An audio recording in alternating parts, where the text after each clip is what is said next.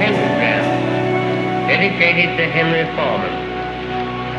In the years of the primal force and the dawn of terrestrial birth, man mastered the mammoth and horse. In Dublin's fair city where the girls are so pretty and all that kind of thing.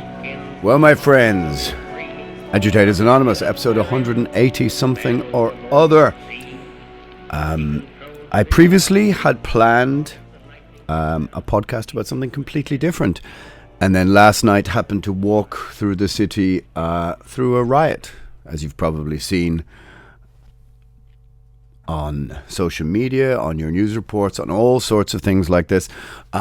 Literally, you've seen pictures of, the city on fire and that kind of thing. So today's podcast, for better or for worse, I'm going to try and talk about it, discuss it, what happened, the reasons why it happened. Of course, this is pretty, dangerous territory, maybe, because already we know this well enough that almost every single thing that happens now in modern society is immediately inserted into the structure of, the culture war or tribalism or all that kind of thing. So I'm going to try and put some nuance and context into explaining some of the things that maybe happened yesterday, and also about Dublin.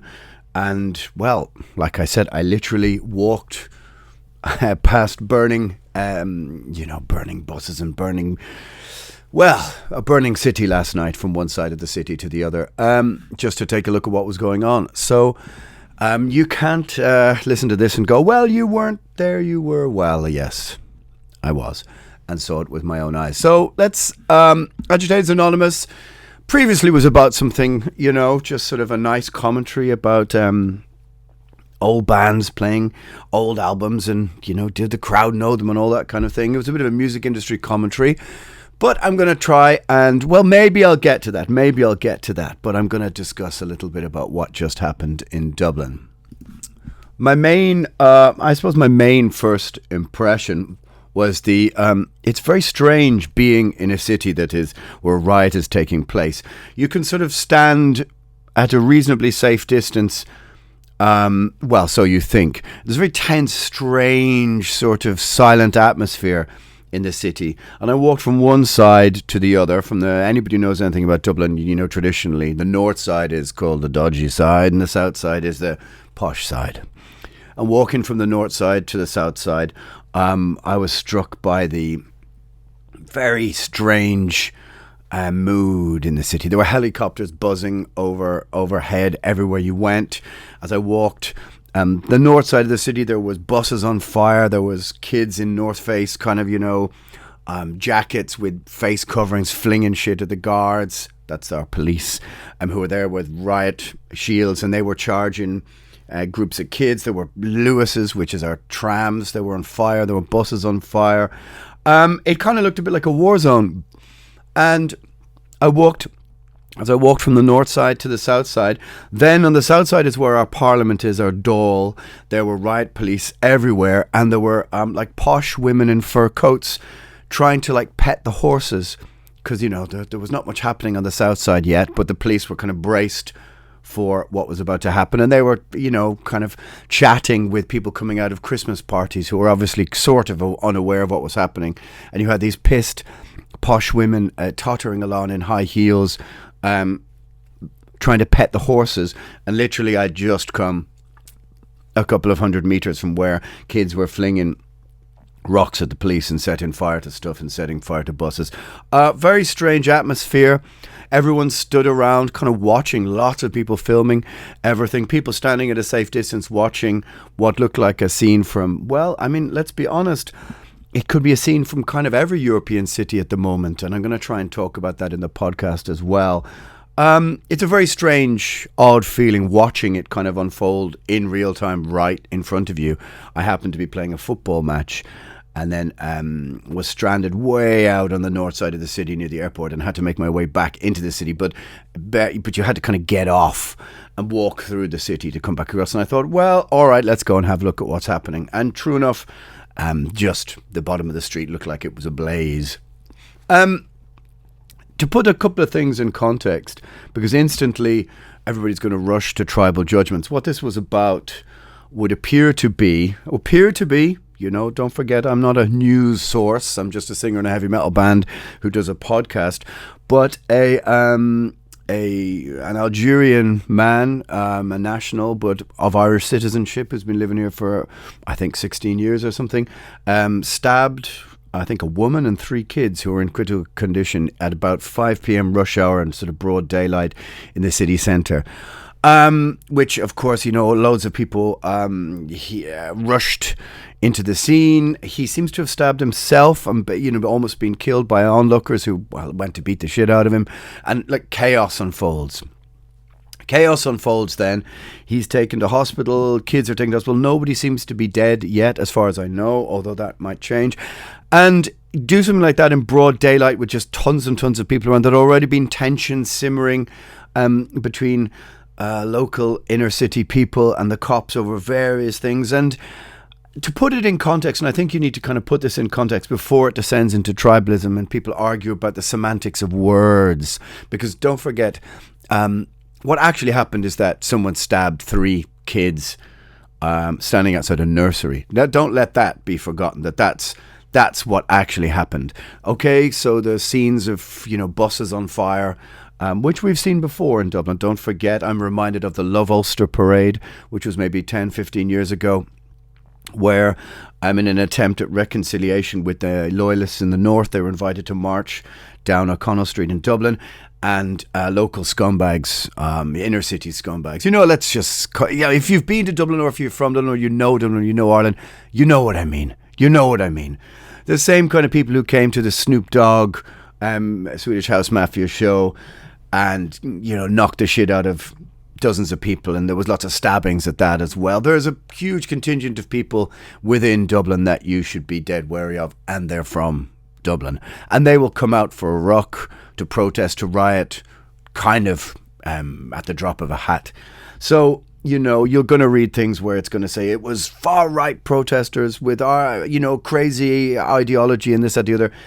You know, there might be a few people like that within this group of people, but that's not really it. It's people who are just from, you know, the inner city who are, and the surrounding area, who are just young, angry men in it for the ruck, who'll just come out to fling shit at the police no matter what. And I think you see this replicated throughout every protest that's been happening in Europe in big cities, which feel like a tinderbox post-lockdown. But I'm reminded of the Love Ulster Parade, which turned into insanity, and I went down to look at that at the time, and there was smashed windows and they were tearing up the streets, and lads in Celtic jerseys, that's a football club from Scotland, just fighting with the cops, and it was mental. I'm reminded of English football hooliganism, which arrived in Ireland for this famous you know, they tore up the stadium, parts of the stadium. Must be late 90s, early mid 90s.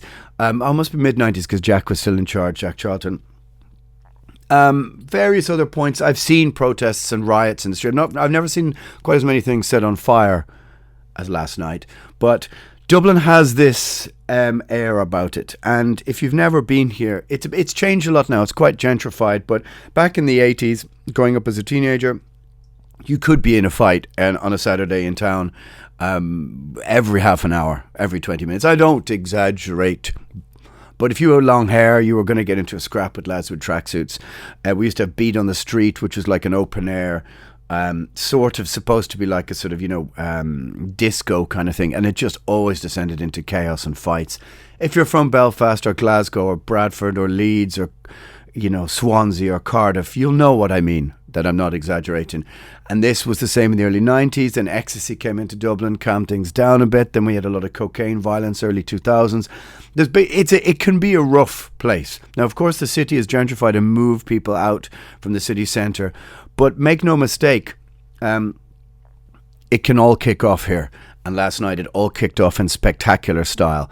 And, you know, people were just going absolutely fucking crazy, fighting with the cops. So to try and put some context on what happened, you know, nobody knows quite what was the motives behind the attack. Mental illness, perhaps. I mean, I certainly can say that since the lockdown, the pandemic, which I openly, you know, opposed lockdown on the podcast and all that kind of stuff, an awful lot of people were locked out of their treatments. They weren't able to get whatever medication they needed. And you see the repercussions now still. There are lots of nutcases walking around the streets. Around the corner from me, there's several little gangs of lads from different places who gather. You will see people wandering up and down the streets talking to each other or talking to themselves, junkies. You will get violent outbursts. There's lots of stuff in the streets that hasn't been resolved since lockdown, where a lot of people probably who had to get medication didn't get some. This is not to absolve anybody from anything, but there is no, they don't know yet. Was there some response from this guy who stabbed these kids? Was it something to do with, they ruled out terrorism. It's very hard to say because, of course, the cops are mindful of allowing too much information into the public because it can, you'll get more protests like you saw last night. They kind of want to keep a lid on that. I don't know. None of the people who were witness to the attack have come out saying that they thought that there was some sort of religious motive to it or Islamic motive to it. It doesn't look like that.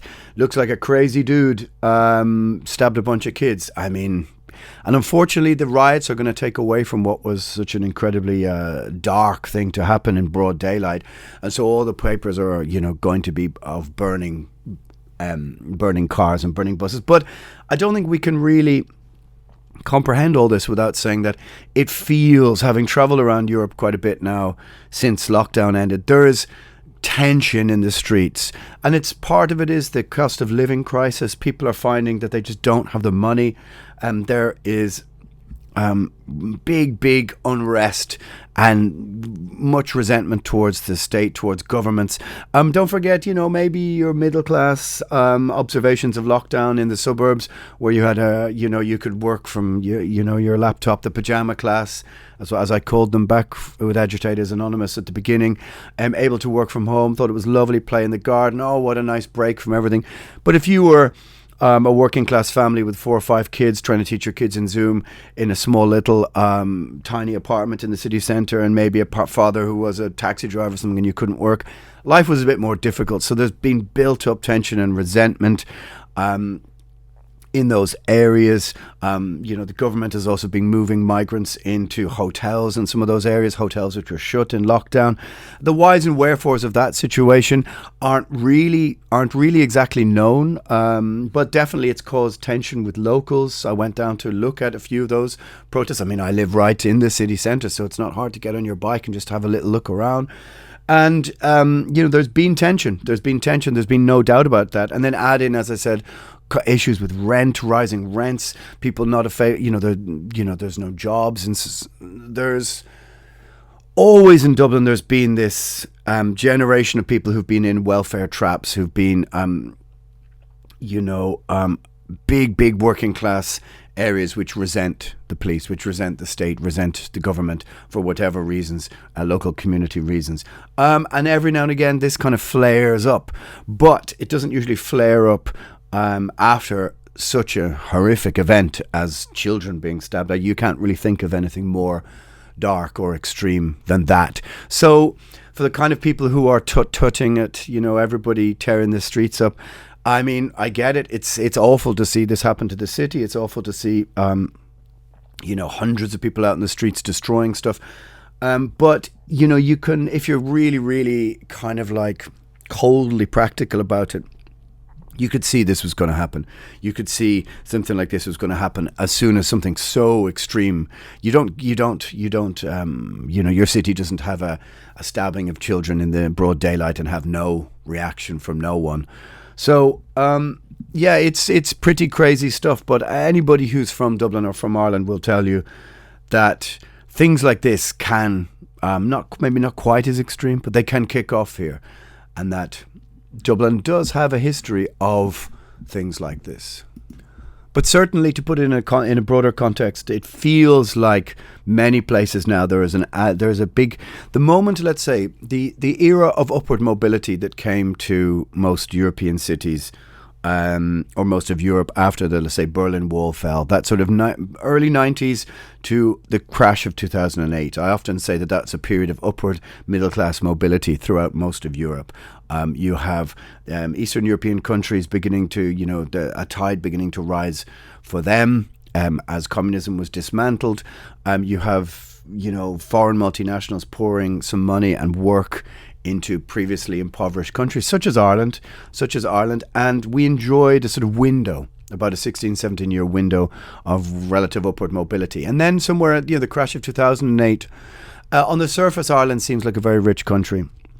It seems to be doing very well, but this is really a sort of multinational cause, as in companies with foreign investment are doing very well and making a lot of money. But the trickle-down effect to your average working-class person in Ireland isn't huge. Middle-class people who've kind of, are sheltered from some of these things may disagree. As I said, the pajama class, or I'm sure the journalists of magazines tip-tapping away in their local artisan bakery about how awful the working class people are, don't really go down into those areas or don't really know them. I think it's the same with almost every marginalized, tribalized sort of group now. You get one group writing about the other saying how awful they are from either side of the political divide without them ever really taking on board their concerns. And so you get this sort of growing, fermenting resentment. And, in Dublin, you have pro-Palestine marches in Dublin. There's been, Ireland has always been very pro-Palestine. And let's be clear, is that some of the same people tearing up the streets last night, setting fire to stuff, if, let's say, for example, at a pro-Palestine march, the cops had got heavy-handed and clobbered a few people who were protesting, those same people would have appeared to push back against the cops, and the same kind of thing could have happened. It's only been a few months ago since a friend of mine showed a video. He took himself out his front window of hundreds of youths. I think it was out near Tala. Shout out to Tala, California. And they were, they were as joyriders going up and down, and they were ramming the cops, and there were hundreds of people gathered around cheering them on. And even during lockdown, in the same sort of area, I think someone stole a digger from a construction site and broke into a Lidl, and they set the thing on fire. If you think back about it, things like this are always happening, or have always happened in Dublin.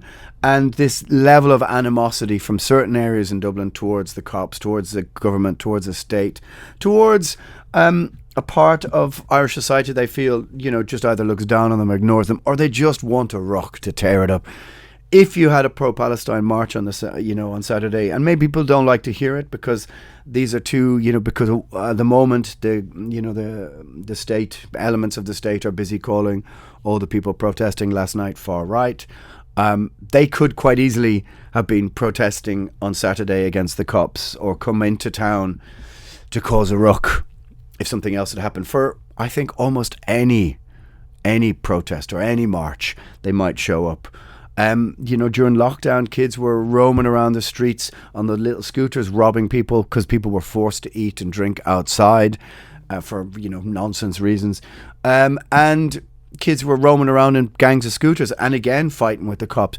So trying to put some context on it for people, that there is a huge element of Dublin society that is willing to come out on the streets and just have a ruck with the cops. And those reasons can be quite different and quite difficult to pin down. So trying to put some nuance and context on what's happening for anybody listening from outside, it looks insane. But it looks like something that could have just happened in any French city. I mean, a lot of French cities recently have been having protests. There's been violent protests you've seen them in Athens, you've seen them in Italy, you've seen them in Spain, you've seen them.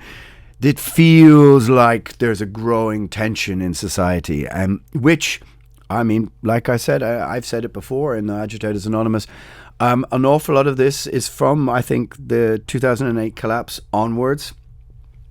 The banking crisis collapse and 10 years of social media derangement, and I think classic divide and conquer tactics employed by the political financial elite to separate people, to make them other each other, to think of all the reasons why that they should be at each other's throats. And then you just add in lockdown, which, exacerbated the situation. I mean, I stood at my own door and watched, people protesting in the streets of Dublin about Black Lives Matter, while in the middle of a pandemic when another protest would have been told to stay inside or stay indoors. So that it builds up resentment among people from certain areas about what they see as one rule for thee and one rule for me. And then you pour in sort of classic, traditional classism. The fact that, an awful lot of middle class people look down on working class people and call them this and that and the other. It's a post-Trumpian thing, post-Brexit thing, the deplorable class. And keep calling people that, and it won't, doesn't take much to bring them out into the streets and torch stuff. And it's I have a love-hate relationship with my city, and it's awful to see this happening in your city. But being super cold and pragmatic about it, maybe not pragmatic is not the right word, but very, very, trying to view it coldly. And that's what I was trying to do while I was standing in the street watching all of this last night. You could sense it. You could sense it was boiling up. People whose resentment towards the state have been, they were compounded by lockdown when and there's no doubt people behind their screens were were being filled with lots and lots and lots of more insane, extreme ideas from either side. And there's a great tension in society. And also the fact that just simple, the cost of living has just gone up 2, 3, 4 times as much in some places, and nobody's wages are stagnant for years. Of course, I think maybe it's simplistic, but inflation 101, right? If you print more money in a couple of years than was printed in the previous 80, it's going to devalue its worth, right? And then you allow most of your city to be torn up and rebuilt by foreign investment firms, where Irish people have no chance of owning anywhere to live. You wonder why some people are going to resent that. Yeah, very difficult. Very, very difficult. So that was just an attempt to try and put some context and nuance about it. Anybody who's been to Dublin or is from Dublin or grown up in an older Dublin kind of knows exactly the kind of element I'm trying to put my finger on without being too offhand or being, as classist as some of the, journalists in, middle-class journalists in newspapers who never go down to those areas are. But these were the same people who, as a teenager or 20-something, you would have been in fights with, or, cut your hair, you fucking hippie, etc. You know what I mean, if you know. And so, as I said, the crazy scenes of walking through the city, watching, parts of it on fire, to cross the city to the posh side, to watching drunk rich people in fur coats spill out of expensive bars, trying to pet the horses, pissed, wondering what's going on, who've completely missed all of this context. That was the crazy thing. The cops with their, riot gear taken off. Oh yeah, just casually chatting with some women in fur. I keep mentioning fur coats, but that was just my lasting memory. Burning buses in fur coats is maybe what I should call the episode. So both sides, of course, rushing, to condemn the other with the most extreme elements of the conversation. You've got, as I said, I already did a podcast about the hate speech bill legislation being passed here, and something like this will just move that further forwards. You've got the police commissioner calling, it a far right ideological riot, which, anybody who was there last night or looking at it will know that that's not what it was. I mean, of course there, might be elements of that somewhere in the middle of it, but it's just young lads looking for a ruck, looking for a riot, looking for things to fling at the cops, setting fire to stuff, looting. I don't really think looting is a political ideology, do you? But just people looking to rob stuff as well. I mean, that's just kind of what it is. But this will be used to give the police greater powers, to expand their powers in relation to things like hate speech, which, whether you agree or disagree, is for me an Orwellian concept that can be used to greater social digital control. That's just my opinion. If you disagree, that's okay, but I would advise reading 1984 to understand at least where it came from. Anyway, it's a kind of emergency podcast, not really an emergency podcast, but as they're warning people to stay out of the city again tonight, closing businesses, all that kind of stuff, we could be in for a rather hectic weekend here in Dublin. I'm not one of those guys that's going around documenting it on my Instagram, taking pictures of burning stuff, but you've probably seen enough. And goddamn, did they clean so much of it up before most people got to walk around the city this morning. They must have been, it's quite an amazing job. Shout out to Dublin City Council for cleaning up the mess so quickly. And who knows, they might have more mess tomorrow morning. And if you're getting annoyed at either side of what I'm saying here, what I'm trying to do again is sit in the grey area, sit on the fence, put both sides of the argument, say, yes, there are elements of, there are elements of one thing in amongst these protests, but we all know that's not the whole story. But at the heart of where this chaos came from is the actions of a man obviously out of his mind who tried to stab a bunch of very small kids outside a nursery in broad daylight. Let that not be lost amongst all the images of burning buildings and burning, trams and burning buses. And like I said, it feels like something that could kick off in most Western cities right at the moment. I mean, maybe not just the West, I guess, There's a growing disenchantment and growing anger amongst just regular people with I think rightfully they perceive as a ruling elite class who no longer feel the need to engage with them, to listen to their concerns, to listen to their worries, to really engage with the democratic process. I think too many of this ruling elite class got quite used to the couple of years they had in lockdown where they could just invoke emergency powers and not listen to anybody. And there's a growing feeling that of a sort of new feudalism, a sort of new neo-digital feudalism. Maybe it's a bit of a stretch, Avril, but you get what I mean. There's a growing anger and resentment as the class divide grows. Anyway, my friends, that's what's happening in Dublin. This is Agitators Anonymous. It's a little bit shorter than usual, so I'm not sure quite how to keep saying the same thing. But read between the lines. Read between the lies. Come on, Slayer. Great song, though. In fact, I keep finding myself going back to South of Heaven more than any other Slayer album. Answers on a postcard. Read between the lines of what's being told to you, and try and hold the line against the most extreme forms of tribalism on either side, claiming one side is the other and the other.